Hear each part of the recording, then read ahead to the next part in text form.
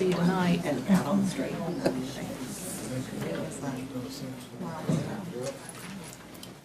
Okay. Wait. Call this meeting to order. Thank you everyone for being here in person and those of you who are watching at home. It's the April 3rd board meeting of the Pitt County Board of Education.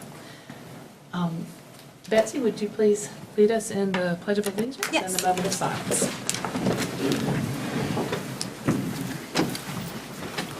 Allegiance to the flag of the United States of America and to the republic for which it stands, one nation, under God, indivisible, with liberty and justice for all.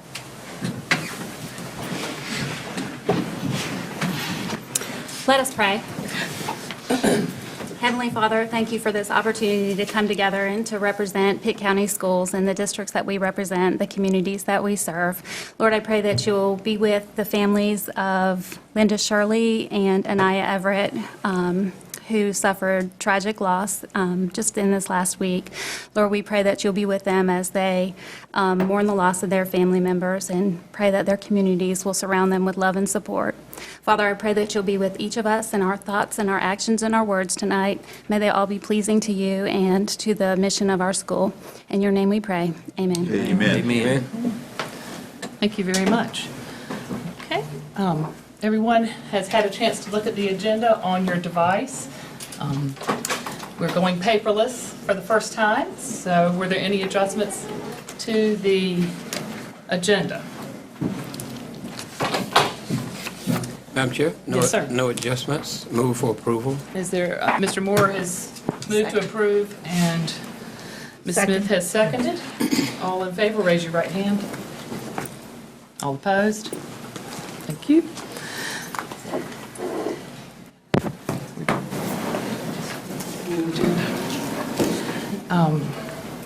So,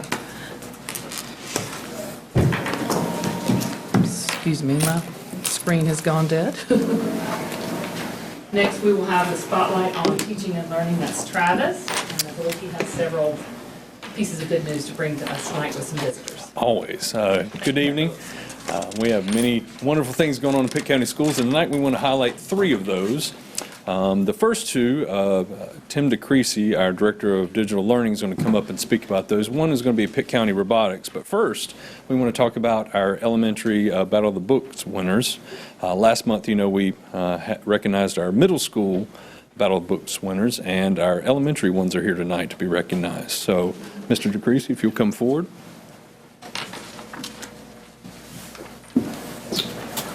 Good evening. Thank you for having us. Want to share with you tonight about our Battle of the Books team. The elementary Battle of the Books was very exciting this year. Elmhurst was declared our winner. But before we kind of turn it over to them and give out certificates, I wanted to kind of give you my best Sports Center play-by-play of how this competition played out. So here is you can see the bracket from our Championship 6, where we have our top competitors, our top teams come from each division, and they play each other. And rarely do you have a round that's considered a perfect round. That's where both teams get all 6 of their questions correct, which would give them an 18 and an 18. So that might happen one time a year. Well, this year in our championship round, that happened back to back to back, which I don't know that I've ever seen that. I've been doing this probably 13, 14 years. I don't think I've ever seen back to back to back. And I will say Elmhurst needed both of the perfect rounds that they had because they only won by 1 point. And like a true champion, they, in that last round, round 13, where they played Creekside, who ended up losing by 1 point, they got into it, and Creekside came in knowing, hey, we can't really afford to miss a question because we're already down by 1 point. And so when the competition started out, Elmhurst got their first question right. It went over to Creekside, and Creekside missed theirs, and then Elmhurst got the rebound. So they were already up 5-0. and you thought, oh, they're just going to run away with it. Well, then Elmhurst missed their next question, and it went back to Creekside, and Creekside got it right, so it was 5-2, and then they got their next question. It was tied 5-5, and then like two heavyweights, they just battled out. Neither of them missed another question, ended up 17-17, and that was all they needed, was that 1 point. So congratulations, Elmhurst, for being Pitt County champion. They competed last week in our regional competition and ended up 3rd place. So we're very proud of them and what they have done. So with that, I'm going to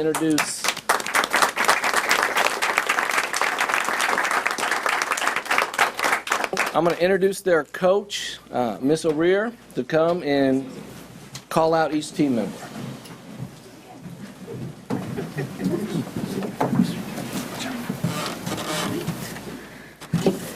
Thank you, Mr. DeCreasy. We are very proud to be here. Thank you for having us.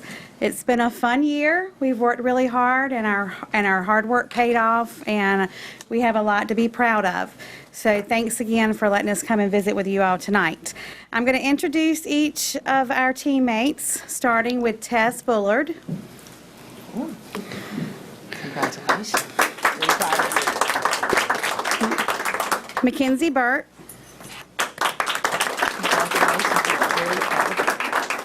Sydney Evans.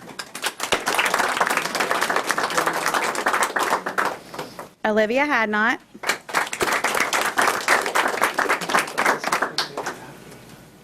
Valeria Hernandez. Lena Kochi.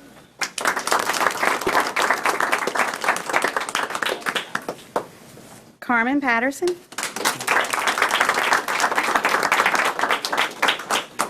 Isabella Ivory.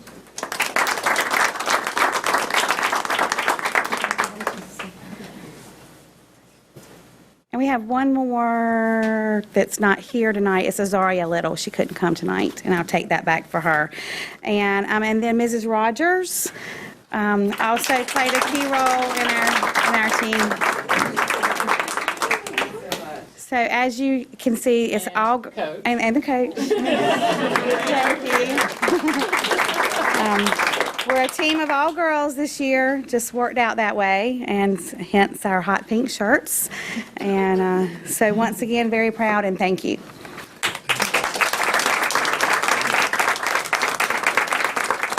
If y'all could get together for a picture, that would be fantastic. I would like to be in the picture too. Any other board member who'd like to join me would be great. This is one of my schools, so.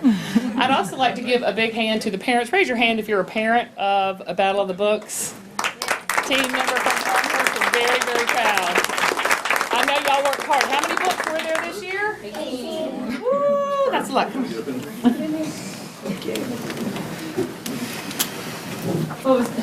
Name a favorite book.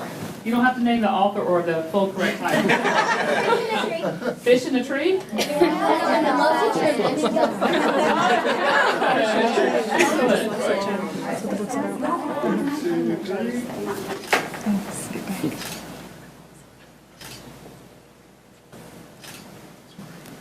Congratulations, everybody. Congratulations, mamas and daddies and sisters and brothers.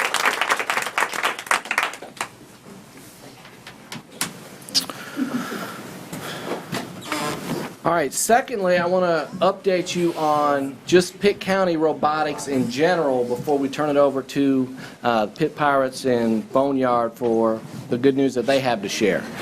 I don't know, 5-6 years ago, Bill McClung, who's the coach for the high school robotics team, who's also a mentor. He's not paid by Pitt County Schools. He just gives of his time to our students. So we're very appreciative of that. Since they build their robot in the locker room next to my office, you know, I constantly walk by and see them working. And so I went to him one day and said, hey, look, I want to do something with robotics in elementary and middle. And so as a part of that, I want to, you know, help build up your program. What can I do? So him and I had a conversation back then, and since then we've been working towards that, and he's been able to see, you know, his team grow. So with that, I just kind of wanted to show you the flow of what it is we're doing. So within elementary school, we have our Go Grow program that we started with AIG this year, and within that program, we spent almost $40,000 to bring in Lego WeDos. And that supplied the kits and then the computers to help make those run.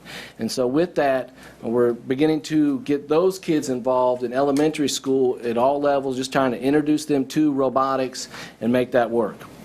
And then in middle school, we continue that with First Lego League in the Lego Mindstorms. We spent $20,000 this year to buy kits across to cover every middle school to make them have the ability to work with their kids, whether they want to compete in First Lego League or just do something on their own.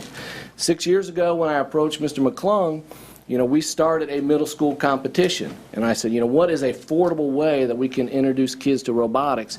And that came with Sumo Bots. That was something that he created. It's basically just cardboard, electrical tape, some very simple robotic innovation, and him and his team had helped organize that competition every year and help support, train those kids. And as a result, it's kind of becomes a feeder pattern for them into what he's doing. Next year, what we're going to do is we're going to branch that out. Now that they have the Lego Mindstorms, we're going to branch that out into our fall competition and let SuboBots be for 6th graders, Mindstorms be for 7th graders, because we want those 7th graders to be trained so they can be their 8th grade team for FIRST Robotics. And then we're going to do the Spheros, which is a little Sphero, kind of like BB-8 for Star Wars. They can program those, do the coding, and we're going to have a competition for that. So the way that we're going to make that happen is we have our Project Merc, which that was the grant that we got last year to support our makerspace efforts in the middle school STEM labs, the work we're doing with ECU to make that happen. So within those high schools in that makerspace, those kids that qualify for Project Merc are actually going to create the competition for next year.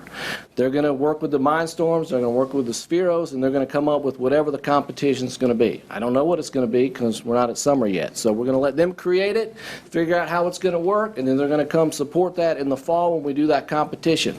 So on that day, we're going to have 3 different competitions going on at the same time.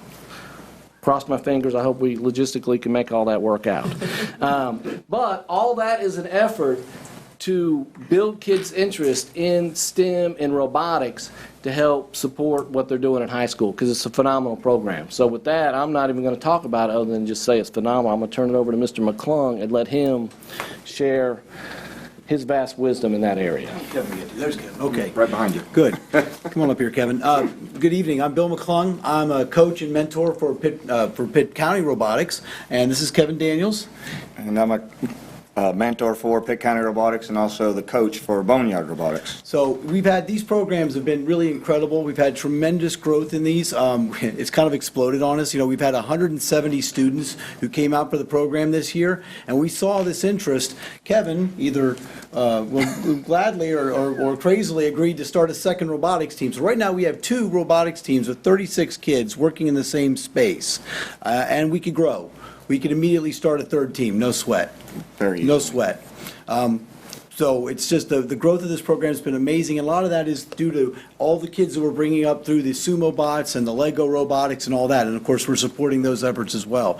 But what we'd like to tell you about today, or tonight, is we'd really like to tell you about the amazing things that happened this weekend, because both of these programs are hitting on all cylinders, and we have a bunch of new firsts for FIRST in Pitt County. So we're going to bring up some of the kids to tell you about that. Yasmin, here's Yasmin and Gabriel, and come on up, tell them what you're up to. My name is Yasmin Parker. I'm on Boneyards on the chairman's group, and Boneyard Robotics has won the Spirit Award 3 times this year, and we've also won the Hard Hats Award, which is a safety award. I am Gabriel Glosson. I am the team captain for Boneyard. And this past weekend at the state championship, we had the best win-loss ratio out of all the teams there with 10-2. And we also ended at 2nd place.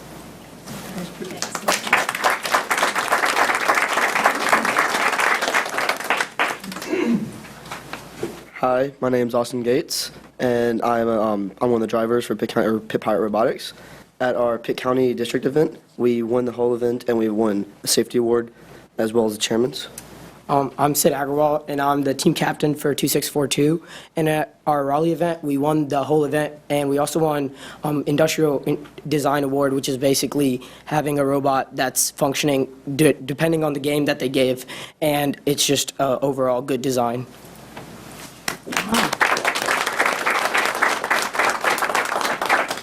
My name is Caroline Doherty, and I am the safety captain for Pitt Pirates. And I'm Alan. I am the design captain for Pitt Pirate Robotics, and we're both on the chairman's committee for Pitt Pirate Robotics. And the chairman's committee is a group of 3 people that presents to 2 or 3 judges about our program, because robotics is really not just about robots. It's about what we do in our community. So we had the opportunity to show off what we've done. And we won that at our state competition. Oh, yeah. And winning this allowed us to have us, as Pitt Pirate Robotics, it gave us a straight shot to going to internationals in Houston, Texas this spring break. And Pitt Boneyard Robotics also managed to make it by ranking highly. So we're both glad to have that opportunity.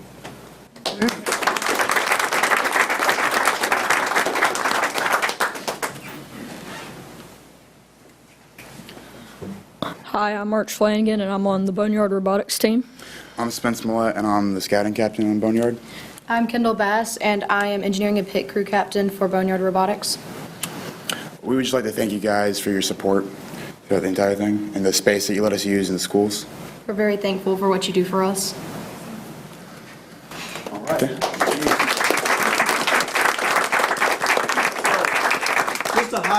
Just to highlight these 2 teams, so we took the big one, the Chairman's Award. The robot competition is big, but the big one is the Chairman's Award. That means you exemplify the ideals of FIRST, and we beat out all the other teams in North Carolina, and then they brought the 4 big ones together and tried it again, and we beat them too. So that's a pretty good endorsement for this program. We're very excited. Boneyard Robotics has shown incredible growth. Their spirit's amazing. That's why we're all hoarse, because we've been screaming for 2 days.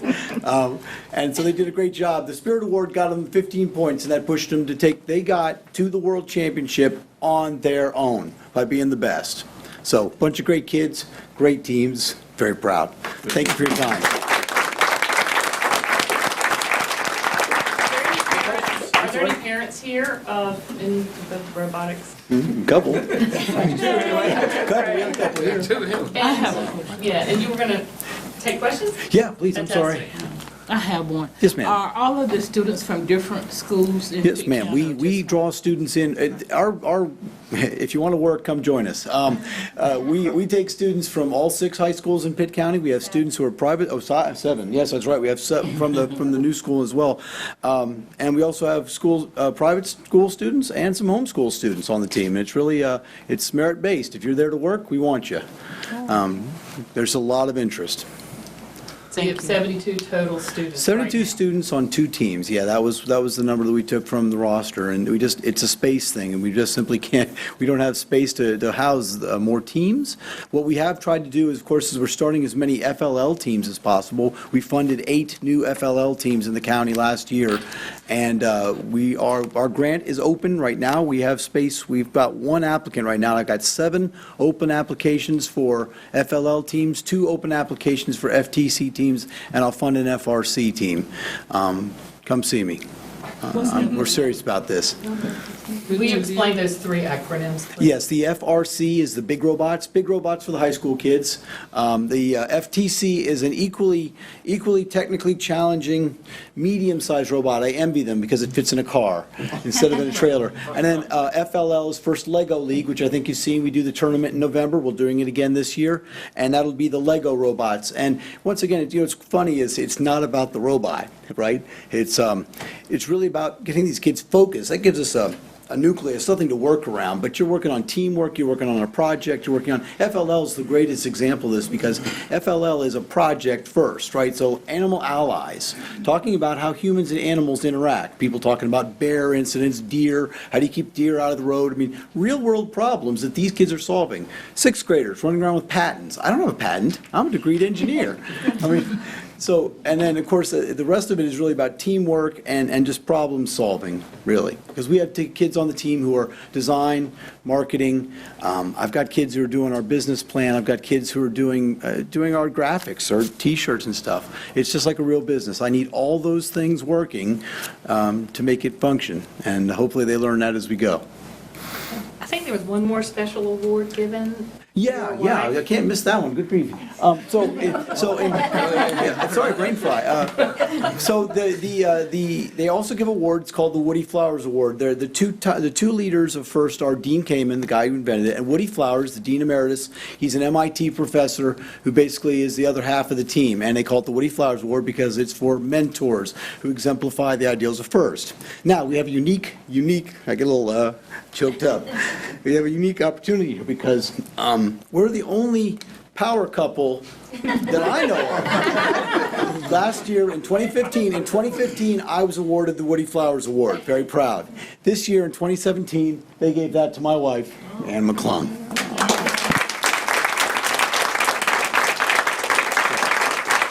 Very excited about that. Yeah, that was hard. I'm watching them. We're holding the awards out there to make us give them to him, and I winked at her, and she just goes, melt.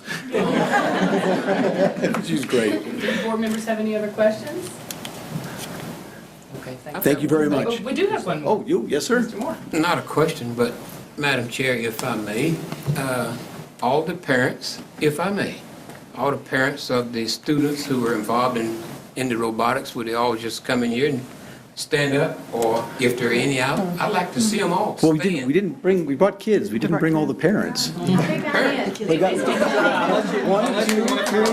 We got 4 more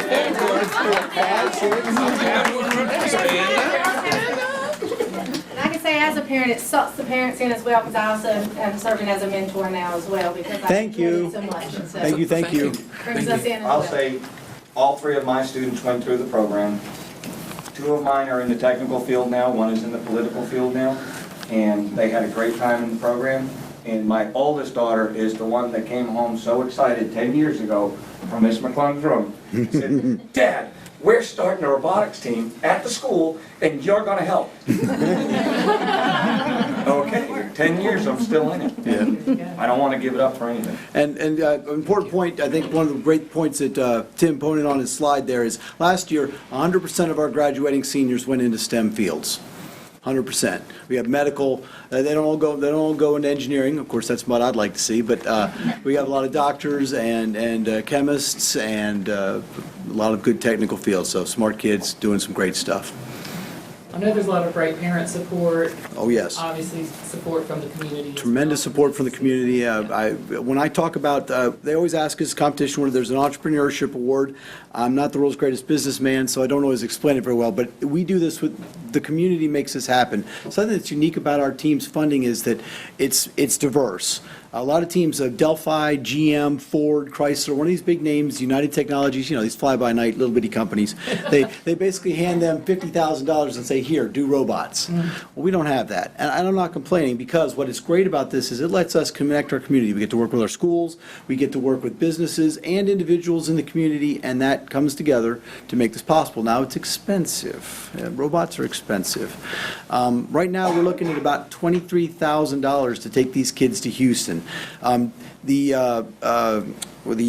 Qualcomm has graciously agreed to pay for the competition fees for both Boneyard and Pitt Pirates. They do that for the top 15 teams. So that's $10,000 from Qualcomm. But it's still $23,000 with bus fees and housing and, well, food. They eat. It's very annoying. And so it is kind of expensive. And, last year we probably had about $24,000 in donations. We started the year with about $15,000, which we have to really be able to make that seed. We have to end the year with about $15,000 so we can kickstart again in the next year. So it is expensive, but we get one year we had Starlight barbecue on the side of the robot. Glad to have them. They fed us on multiple occasions, so we'll work with anybody. Right, thank you so much. Thank you. Appreciate y'all being here.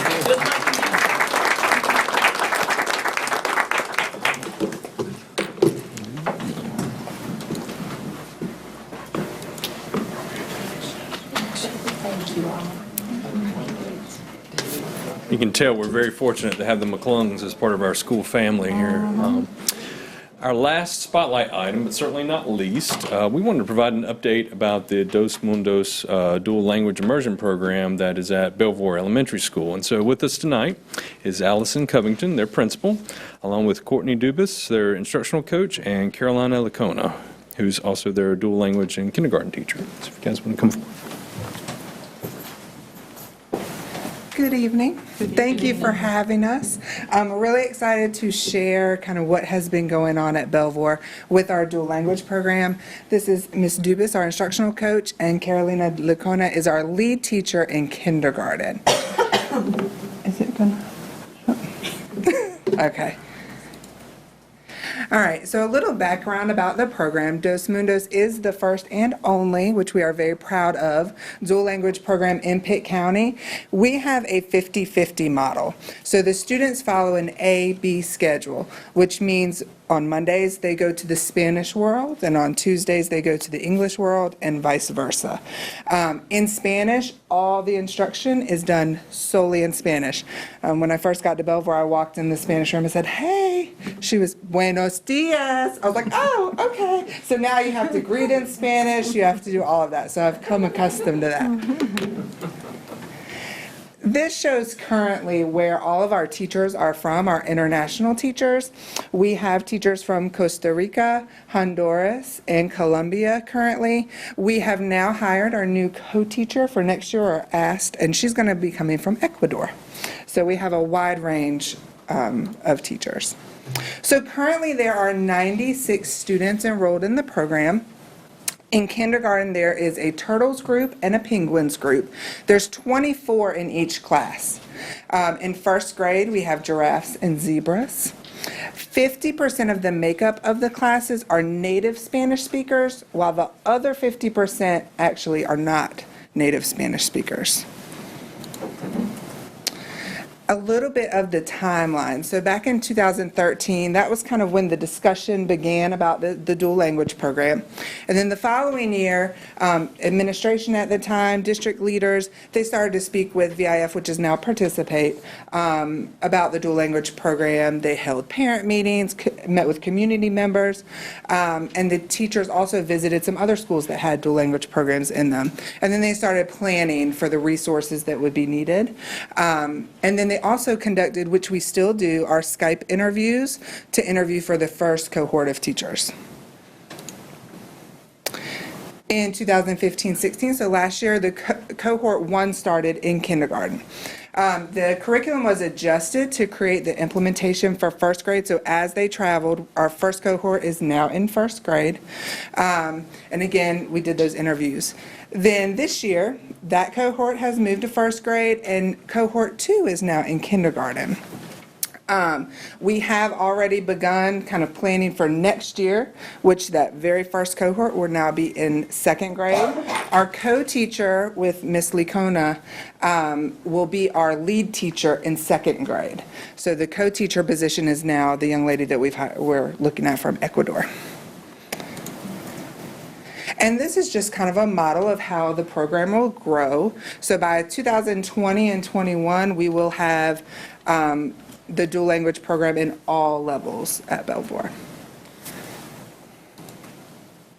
Okay, so I'm going to talk a little bit about how the classrooms are set up. Because the students are going to English on one day and Spanish the other day, we set up the classrooms where they mirror each other, because you can imagine kindergartners getting used to a routine and then the next day they're somewhere completely new. So we have to make sure that they mirror so they know the procedures and the routines regardless of which target language they're in. What's hard in the beginning was the curriculum planning, because we've never done this before, so we had to kind of tweak things to see how it worked. And so what we saw is that the grade levels meet twice a week to plan curriculum and to analyze data. And a misconception is that the instruction is not repeated in both languages, because if you think about it, we have 180 days of instruction. The students get 90 days of instruction in English and 90 days of instruction in Spanish. So if our teachers were to repeat or translate the information, they would miss half a year of instruction. So the teachers have to work closely together to make sure that they're teaching the same standards and the same themes, but they continuously progress so the students aren't getting information that's a repeat from day to day. And so we have 2 videos to show you. I'm not sure if the sound is going to work. We're not sure. We're going to try. Okay, so this is Miss Briley in kindergarten, and they were teaching the kindergarten standard for counting and cardinality with numbers 1 to 10. So you can see that the students are practicing using a tens frame, and they're counting numbers, kind of learning the basics. Then we're going to see a video from Senorita Licona's class, and the students, you would see, are learning the same skill, but again, it's in the target language. So it's not repeating, it's just extending the information that they learned. And what she's asking the young man to do is to go back and to count, and he's actually counting those in Spanish, even though he's not a native Spanish speaker.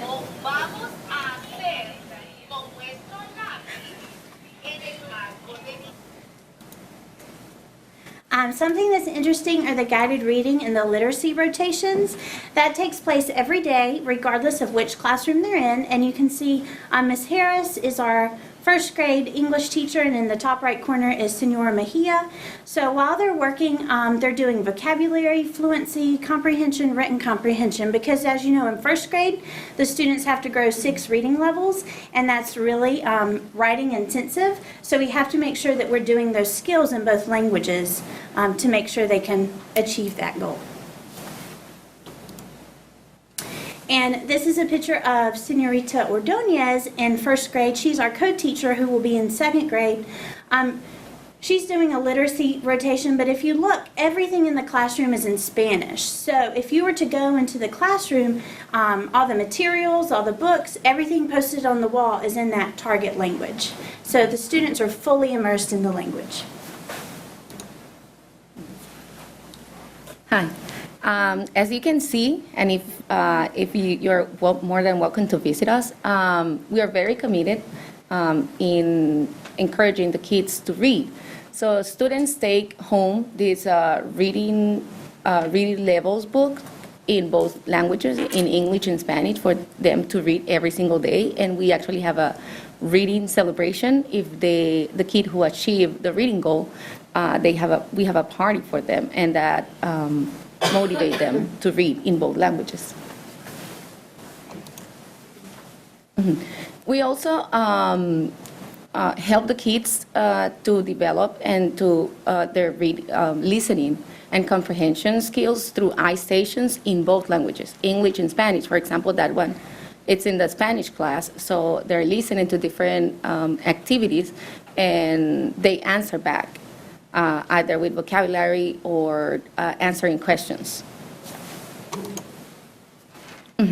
Also, we promote the practice of both languages, sending home homework in the language they in the language they were on that day. For example, today they were English, so the homework will be in English, and the next day it will be in Spanish, and so on. Oops. The cultural component that the program brings to the community is truly meaningful. We try to expose the kids to different tradition and culture from different countries. In this case, we were celebrating Dia de los Muertos. It's a celebration, Mexican celebration, but we do different activities from other countries, so they will be global aware. This is a very interesting night that we bond with the community. We had this family night, and we proudly share different traditions and of our culture. Like, we are both from Honduras, but it was done also in first grade class, and the teacher is from Colombia. So the parents learn a little bit more about us, not just as teachers, but as citizens from other countries. Also, we like to expose to the kids, this is a virtual exchange activity. We organized this activity with 2 schools from Honduras and 1 school from Colombia.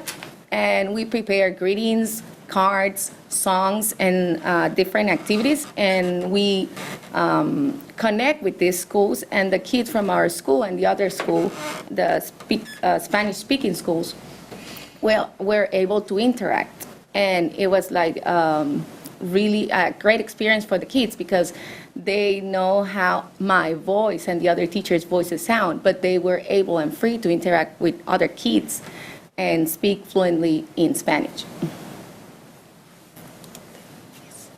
So far in the program, in the last 2 years, we have had some successes.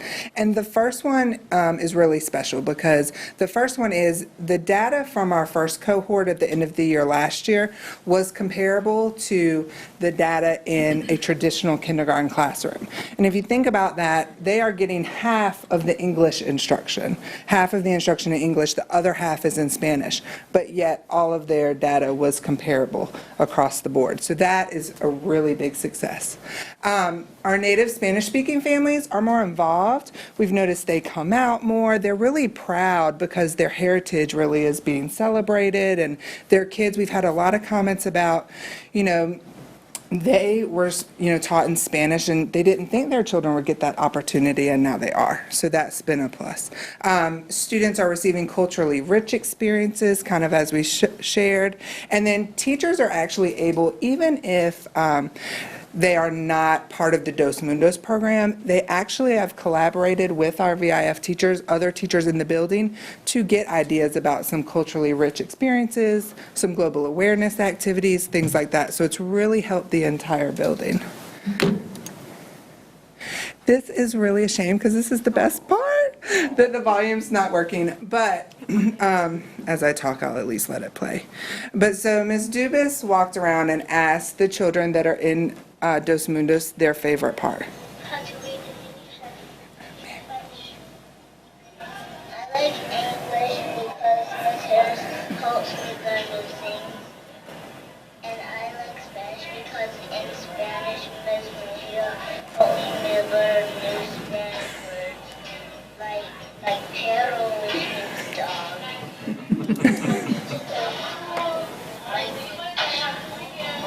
Program because I get to learn Spanish and English at the same time.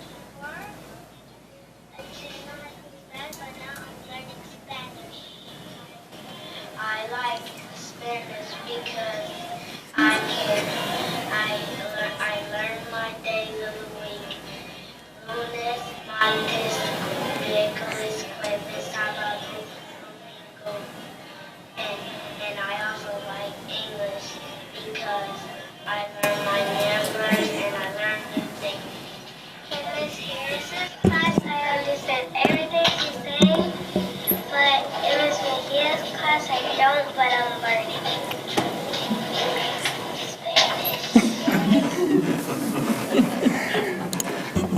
Oops.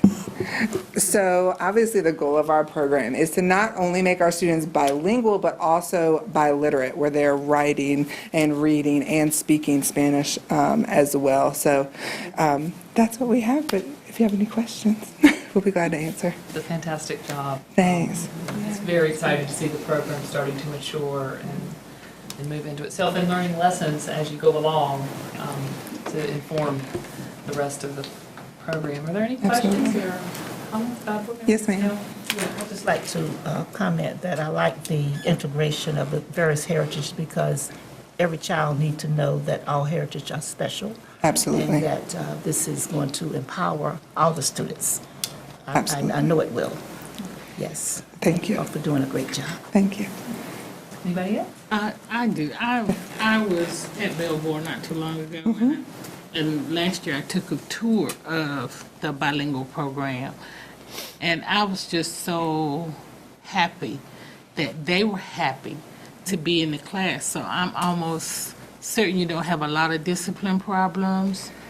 When I think about it now, not really. They really are engaged. Yes, and that's what I saw for them to be so small. Yes. Normally, it's, some areas of dysfunction, and I saw none, and that was very, very good. And then my second question is parental involvement. I said, I know that you said that the Spanish parents, because by Belvoir being my school, I do have a majority over there. And what other cultures of participation when you reach out to the community? It tends to be fairly equal. The parents that do participate in the program, they're kind of told up front that it's going to take a lot from you as well. And we tend to get that back, that reciprocated. We have been trying to reach out, like we're trying to recruit for our next group, and we've had 2 Dos Mundos information nights at our school. And mostly Hispanic families came to the information night. So I've actually been in talks with our Boys and Girls Club to see if we can also go there and present, kind of when the parents are picking up their kids, and trying to get some more parental involvement and more interest and more. I think once people know about it, then it draws them in. But we've had a good success with parental involvement if they're in the program. Do you have available? 20 for the upcoming kindergarten class. It's 48, so 24 and 24. I know on the north side, we have a very strong faith-based community, so if you could get those that request into the church announcement, it would be very helpful. So you might want to look into that, because a lot of them are kind of close together. Okay, that's a great idea. Thank you. All right. Thank you. Any other comments? Thank you so much. Thank you so much, Ms. Covington. Thank you. Ms. Fiona and Ms. Dudas. Thank you. Appreciate your service. Okay, and now it's time for public expression. We have one member of the public, Chris Stansel, here to address the board about the uniform policy. I believe you're representing yourself, sir, so you have 3 minutes. Okay. I only have 3 minutes, so I'm going to try to talk fast for a country boy. I want to thank this board for allowing me to speak to y'all. I'm fortunate that I've been in Pitt County all of my life. And I was fortunate enough that my parents went to Pitt County schools, my siblings and I went to Pitt County schools, and my children have gone to Pitt County schools. I have 2 adult sons. I have a daughter now that's at Chicago School, which is a Pitt County school. I have an issue with the uniform policy. I think it's time for Pitt County to address the uniform policy that is placed, because it's not effective, it's outdated. You know, I found out that when my daughter goes to high school, the colors are different than what she has in grade school. You know, if we're going to have a uniform policy in Pitt County, it should be one color for every single school, period. And I'm just saying that as a parent. All right. The other issue I have, and Dr. Lewis told me, don't stand up here and complain. He said, come up with solutions. So I have a few, and I would like to present to this board. This board is elected to represent all the citizens of Pitt County. I ask y'all, you know, I heard this from a former board member. He's not a board member now. He said, this policy saves people money. No, it does not. Y'all trust me. It does not. Because every single family has to have 2 sets of clothes. Even the poorest families in our county, their children don't wear the uniforms on the weekend. And then we have a policy where there's no restriction on tennis shoes. These kids are going to school, the poorest kids out there, they're wearing $150 pair of tennis shoes to school. You know what I'm saying? So don't fool yourselves into thinking that you're saving families money with the current policy.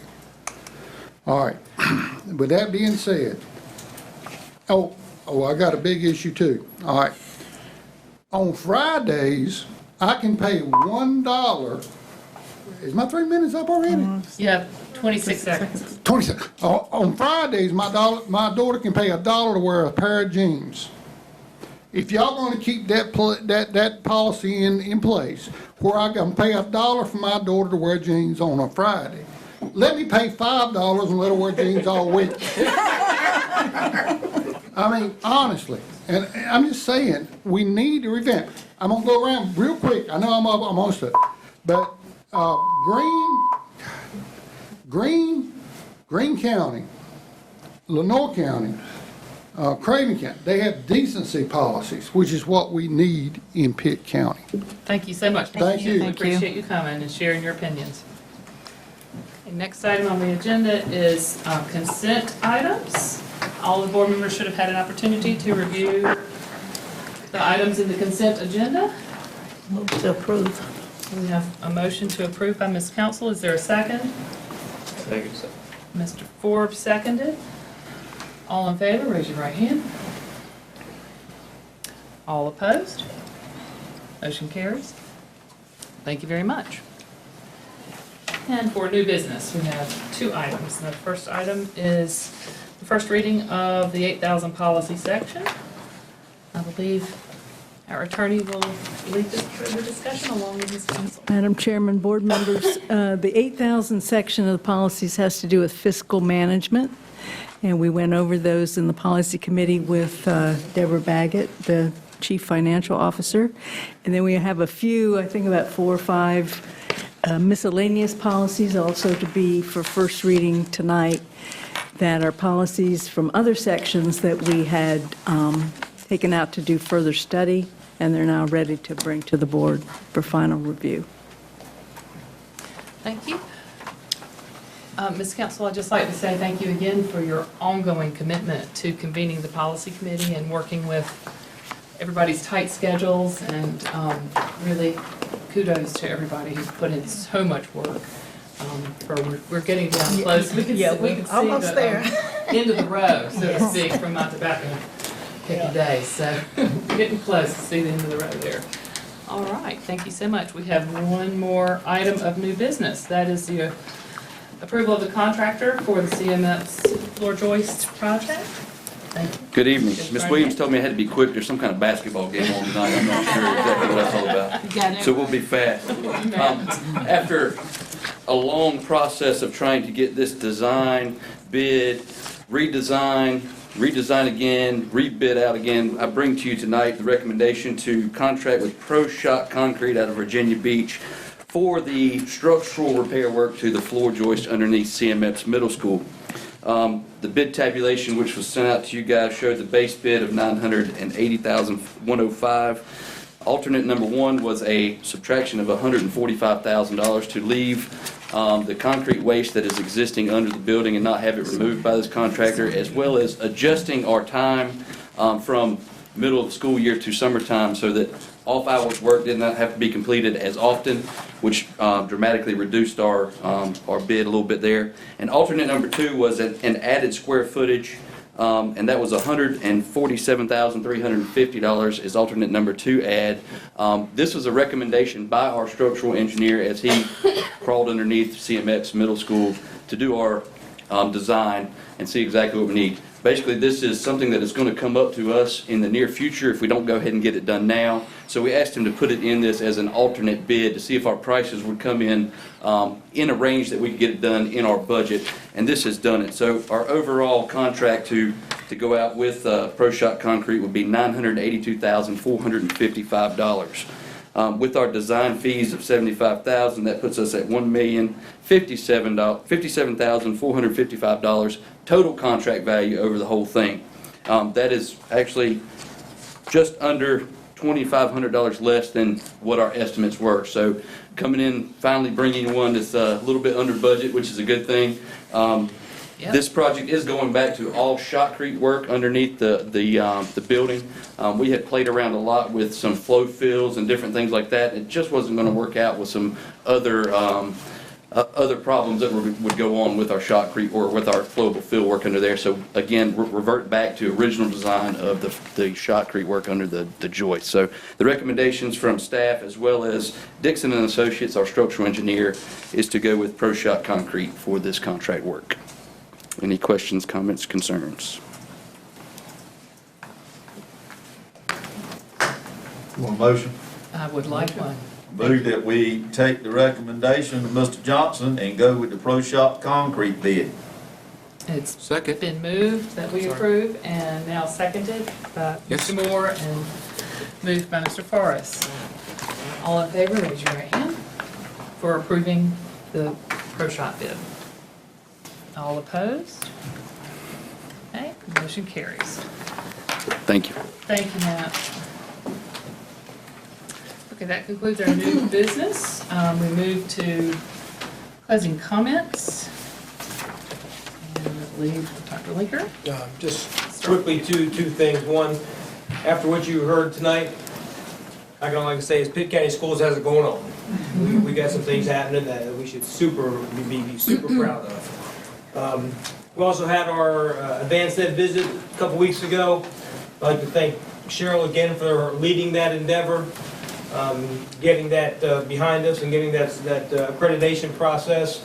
But to make that happen, Cheryl is out front leading that, but the principals, the assistant principals, the teachers all had to be a part of that. We had probably 20 different community members here meeting with the team when they were here 2 weeks ago. Tons of parents, plus he said 70-some kids were interviewed for the process. So all of you were involved in the interview process. So we had over 200-some people who they talked to. Is that about right? 200 and some number to 222 that they interviewed to see what was going on in Pitt County in our school system. Again, I'd like to thank Cheryl and everybody involved. And it takes everybody to make something like that happen. We gave at the school level, the assistant principals the authority to get involved and run that show, to give them that leadership. That was Cheryl's idea. The AP stepped up, had a chance to grow. That's great. So everybody made it happen, and of course, we came out with a great review. So anyway, thank you, Ms. Chairman. Thank you so much. Mr. Moore?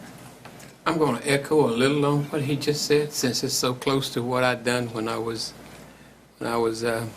working, and had an opportunity to talk to the lead auditor of our audit, and I kind of asked him. I said, in most cases, normally when you do an audit, the auditors get out because you might say something and they may want to do something to you on the way out. And he said, and I congratulate again.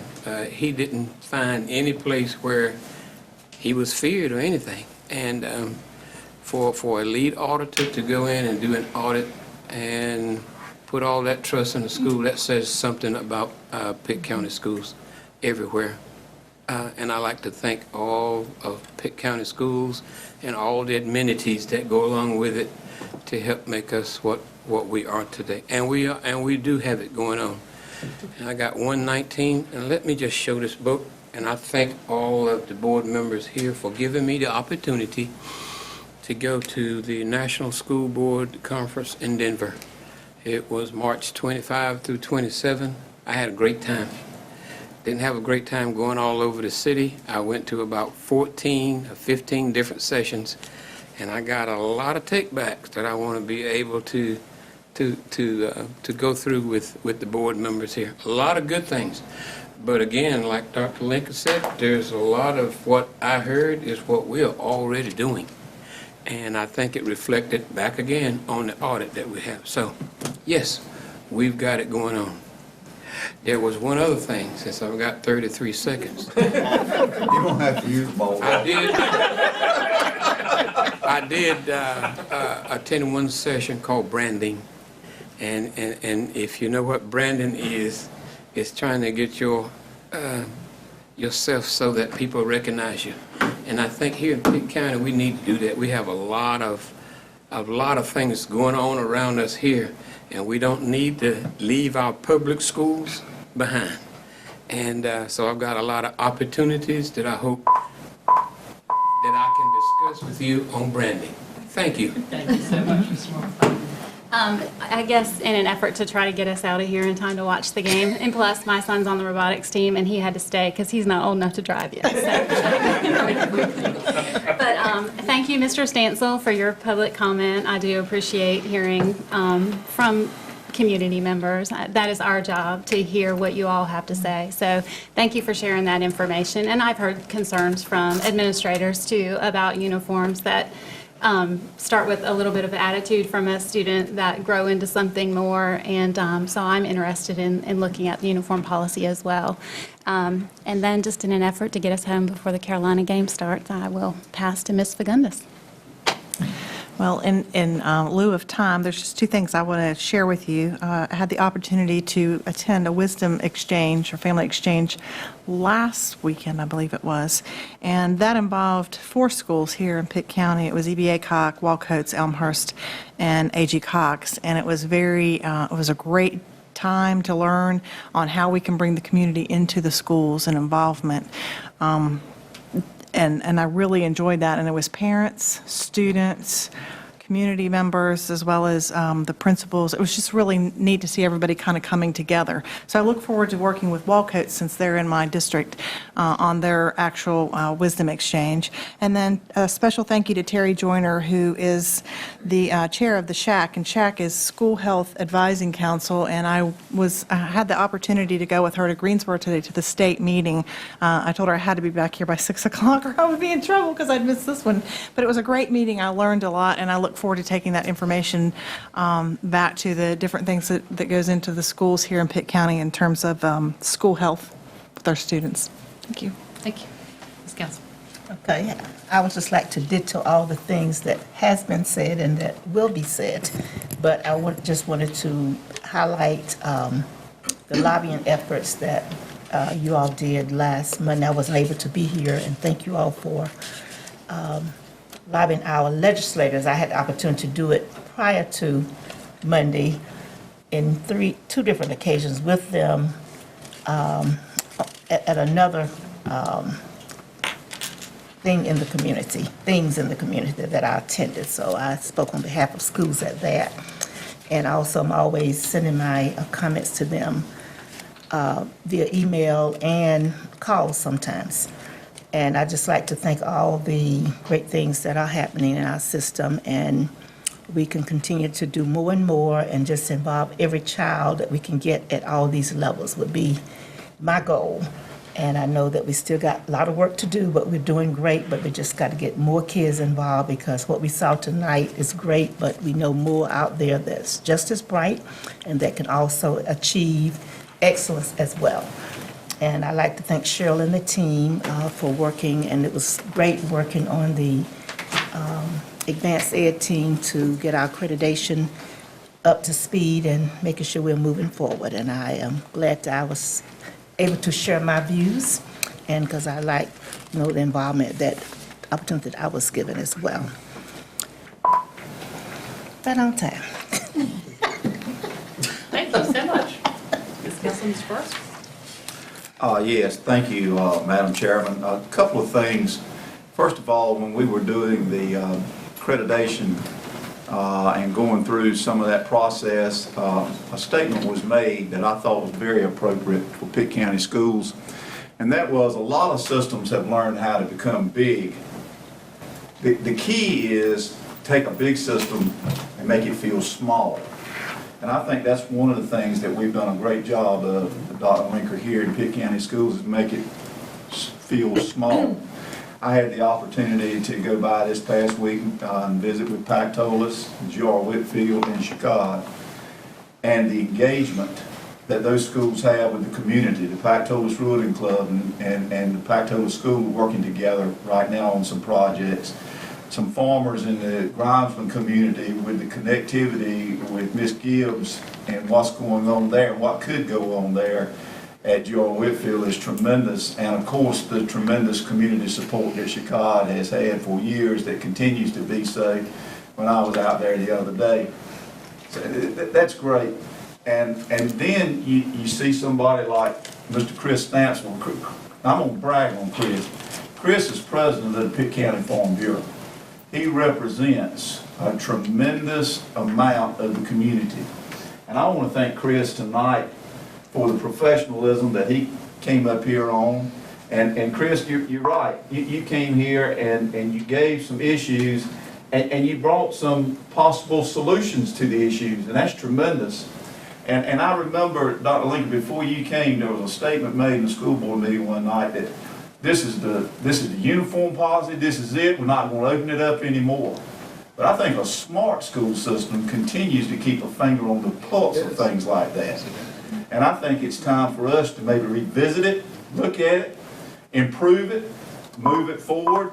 And with that, I have used my time. Mr. Forrest, Ms. Smith. I too am going to echo thanks to Mr. Stansel for being here, not just about as it relates to the uniform policy, but parent engagement is critical. And so I personally, I may live to regret this, but I personally would love to see parents here for public comment every time, because I want our parents engaged. I want our parents to know what's going on and have opinions about how to make the school system better.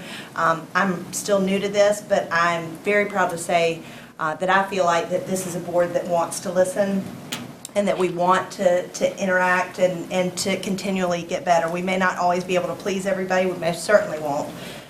But we do appreciate that you're invested in your child's education, and not only in your child's, but for the children in Pitt County in general. And then I'd just like to say, I know we opened our open enrollment period started today, and throughout this process, as parents have tried to make decisions on where they wanted their children placed in the county, I've heard from a great many of them who've had the opportunity to tour multiple schools. And so many of them have been pleasantly surprised to see what kind of programs we offer, the caliber of teaching, the rigor, and just to get that positive feedback makes me very, very proud. So I appreciate the schools that have been accommodating to all the touring, and we want parents to come in and see, because we do have a lot of great things going on. And then I have to end by saying, go Tar Heels. That's right. Thank you so much, Mr. Porter. I too would like to mention something about open enrollment. I've had some parents call me in regards to that, and I think there's a great interest in open enrollment, and that we are, as a system, allowing some sense of choice for our students. I know that there will probably be parents that camp out, start on Sunday night, and be there the whole night to get their kid, to try to get their kid well. And it's like, I think that's great, because there is an interest there. And I think that's very important. And hopefully we can get some kids back from charter schools and private schools as a result of that. And by the programs that have been presented tonight, that also helps, by putting that out there. Again, about the dress code, I would mention that I've been getting some calls from some students that, and they get up so early and they call me before I even get up. I said, don't you know I'm retired, man? And they're asking me, my opinion of things, and really very smart in what they have suggested. And Chris, I appreciate you being here in regards to this. I do think we need to open it up and look at it. Again, when we look at certain things and the feedback that we get and the inconsistency, that's been one of the main things that I hear from students and parents. The dress code's not consistently enforced from one school to the other. In one school they can wear this, they go to another school, they get in trouble for it. And I know that's the case because I see that there are differences when I go to the schools. So I think that's something that we need to look at, and I do agree that we need to look at how we need to enforce it, whether we need to enforce a different kind of plan, and so forth. Thank you so much, Ms. Williams. Yes, first I'd like to give my prayers and condolences again to Mr. McNair that we lost, who was I just can't say how many years, more than 50 years of service to Pitt County schools and their students. I wasn't able to be for his memorial service because I was at the National School Board Conference in Denver. And I also like to give my condolences to the Shirley family and the Wintergreen community over there in the loss of her unexpectedly. So I wanted to say that. I want to also say thank you to my board members and colleagues for the flowers and visits and cards, during my time that I was in the hospital. During my trip to Denver, I learned quite a few things. I attended several sessions that were not even on the agenda, But I brought back information for some of the people on my leadership team to look at. But one of the most impression to me from, and I met people from the Navajo Nation, Arkansas, you name it. We had people that was, I thought it was Ghana, but it was Guyana that are members, and the Bahamas that are member of the National School Board Association. But one of the most interesting seminars that I had gone to was called Disrupting Poverty, and identifying, whether or not the new teachers that we're here, a lot of them that we hire now are like in their late 20s, early 30s, and they really don't know what intricate poverty is. And they have groups to come in and identify those kinds of things. The exhibits was awesome, but I also wish that a lot more of us could have gone so we could have tag team on the sessions and then share information. Like if you had a session at 10 o'clock and I had one at 10 o'clock, then we could like, well, you go to this one, I go to that one, and then we'll share the information. So it'll be in San Antonio next year, next year. And I hope we come as a board to agree that, more than, 2 or 3 people can attend, because you'll learn a lot, and that's critical. And that's about it. Thank you. That's great. All right. This has been an amazing month. I started to write down everything that went on this month, and it's just incredible. I want to do a shout out to Matt. He's riding a team of 12 horses right now, and sometimes they're going in a bunch of different directions. We've got, building going up in Shahad, road past there this weekend. Can't believe how big it is. And that's incredible to see. It's one thing to look at it on paper. It's a whole other thing to look at it once it's going up. Lake Forest, again, just going gangbusters. And we had the opportunity this month to open yet another project. Did a groundbreaking for Elmhurst, and that has been, since 1951. Wanted that project since 1951. So those are very exciting. But I also want to point out that the unsexy things like shoring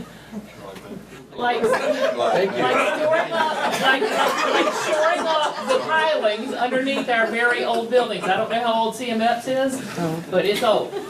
And so, that's the kind of the dirty work under the floor that nobody is excited about. We're not doing a groundbreaking for the floor joist repair for CMF, but we're keeping children and teachers from falling, in through the floor and into the ground.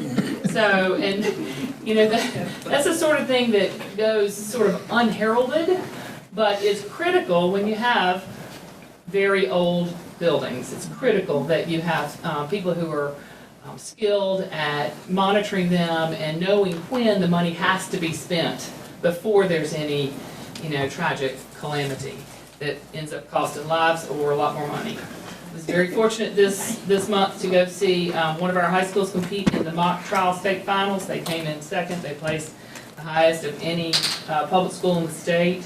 The teacher of the year, lots of people were there. Congratulations to Ms. Sanderson, and thank you to the Farm Bureau for continuing to sponsor that event year after year after year.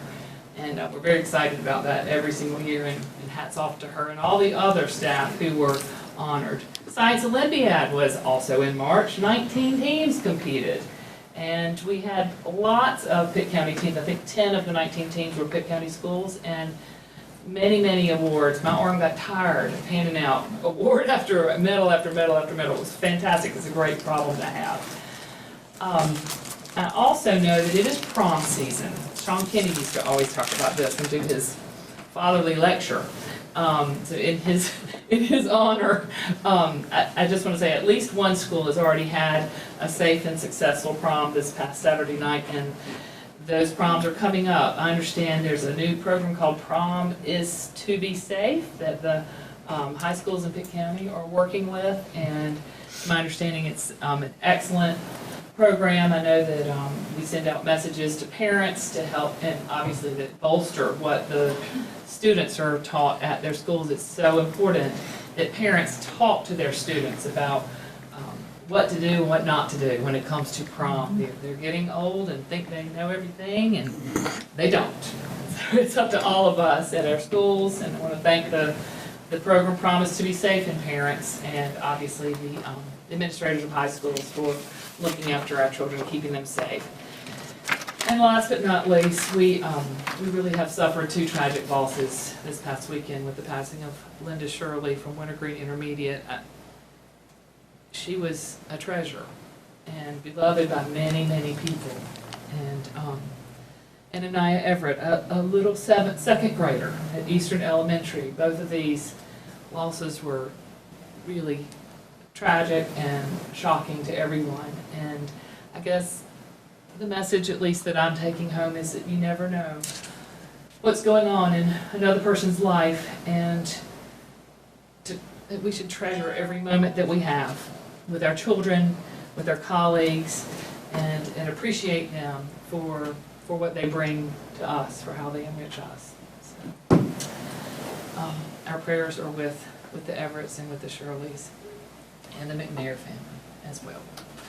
So, with nothing more, I think we can. I just mentioned something Mr. McNair taught me in 10th grade, biology. And so he was an awesome educator and administrator. Lori made a motion. Thank you. We've had one motion to adjourn. Is there a second? All right, all in favor, raise your right hand. All opposed? Motion carries. We're adjourned.